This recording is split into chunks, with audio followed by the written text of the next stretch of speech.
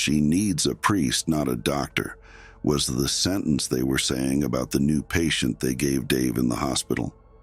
She was a nameless woman who seemed to have come from nowhere in particular, and for that reason, her file was registered under the name Jane Doe.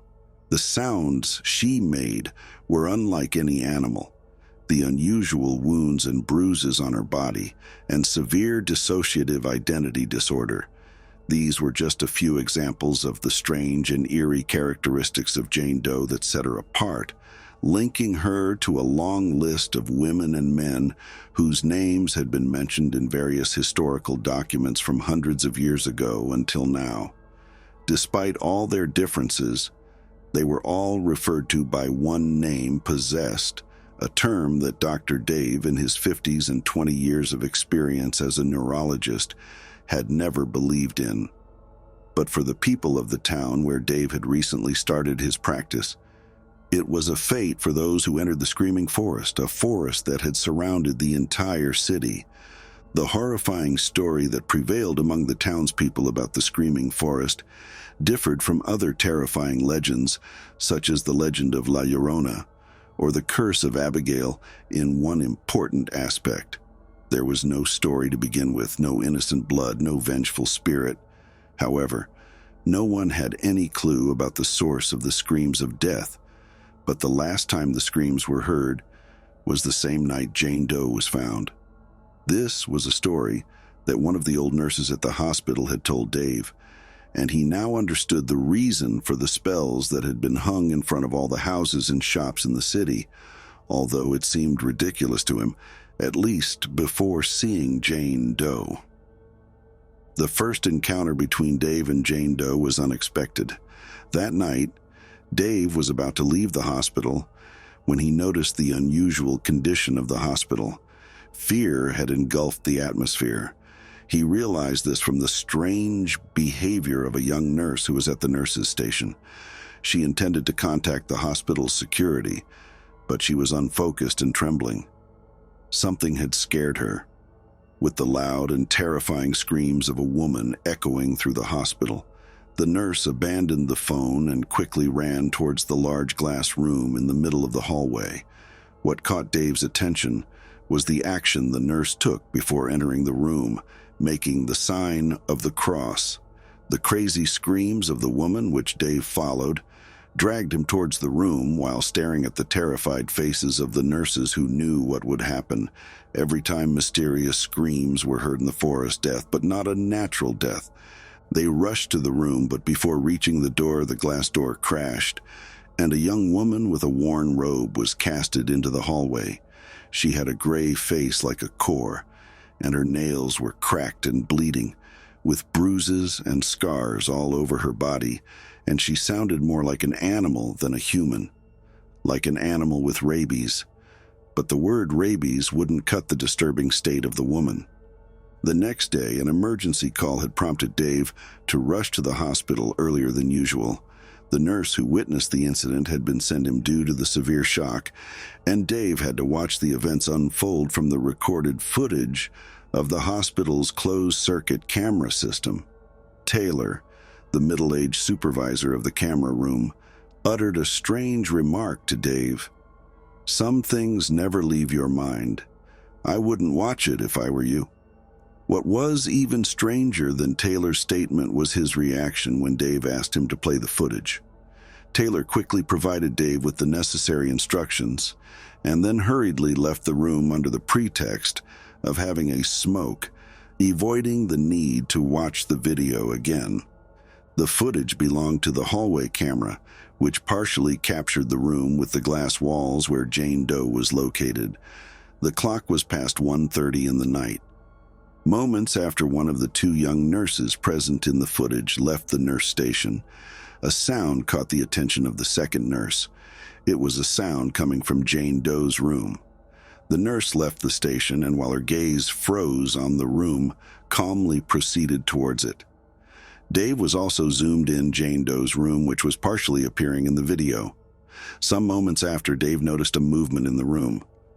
One of the beds started slowly moving around the room and then stopped in the corner. The handcuffs and foot cuffs attached to the bed proved that the bed was Jane Doe's, but no sign of her. Of course, this was all from the video perspective, and only Dave was seeing this angel of the story, and the nurse was not aware of the events inside the room. So she kept walking towards the room, but suddenly stopped and, paralyzed by fear, was only gazing in the room. What could terrify someone to the death? It was a question passing through Dave's mind as he watched the nurse's strange and unexpected reaction. The nurse was trembling and in complete shock. She felt on the ground, and as she was still gazing upon the room in fear, was trying to pull herself back with her hands and move away from the room.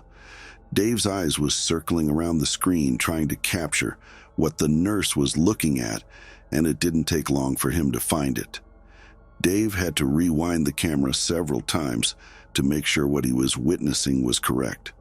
What appeared before his eyes was that a part of Jane Doe's upper body leaving the room and then falling to the ground and having a seizure. Everything happened in a matter of seconds, but what caught Dave's attention was the abnormal state of Jane Doe's body as she exited the room, the same thing that had terrified the nurse. Jane Doe was staring at the nurse and moving towards her, while her back was completely bent backward and her long hair was dragging on the ground. "She's possessed," Taylor said after the end of the film, immediately crossing a sign of cross. But for Dave, these were just a bunch of superstitions. He had seen people with similar signs and unusual flexibility before, and for this reason, when he approached Jane Doe's room, he was sure that Jane Doe did not differ from his other patients, a belief he quickly realized was wrong. When Dave reached the front of Jane Doe's room, he paused for a moment and stared inside.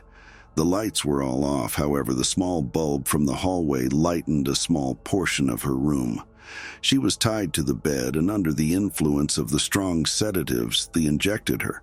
However, when Dave entered the room, she opened her eyes, staring at Dave, and sat on her bed. What Dave saw was unbelievable, not because Jane Doe suddenly woke up, but because she was still unconscious. Jane Doe's eyes were completely open, with the whites of her eyes visible, but she seemed to be looking at Dave as if she could see him.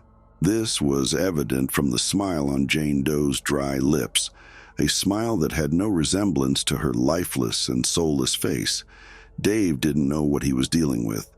His logical mind still resisted the word possessed, but he couldn't deny his feeling that what he saw belonged not to Jane Doe herself, but to something mysterious that Dave felt was present in the room with him. When Dave helped Jane Doe lie down again, she had returned to normal and seemed calm, although she kept repeating an incomprehensible sentence under her breath. Jane Doe was unpredictable, and Dave knew it well, a belief that he quickly realized was wrong. When Dave reached Jane Doe's room, he stopped for a moment and stared into the room. But he had to get closer to hear her vague mutterings. Dave cautiously brought his ear closer to Jane Doe's mouth. "Take it out, please," was a strange sentence that Dave didn't understand the meaning of until several hours later when he returned to the room after hearing one of the nurses scream again. Dave was shocked and stunned, and his gaze was fixed on Jane Doe's lifeless body, which was completely contorted on the bed, with bones of her hands and feet twisted in the opposite direction and broken, all while Dave was sure that Jane Doe's hands and feet were tied to the bed. Dave's scientific beliefs were crumbling, and his knowledge and expertise seemed more useless than ever. Only one word could describe Dave's experience of the events that had happened within less than 24 hours of Jane Doe's arrival at the hospital. The same word that Dave wrote in his report as the cause of Jane Doe's death: inexplicable.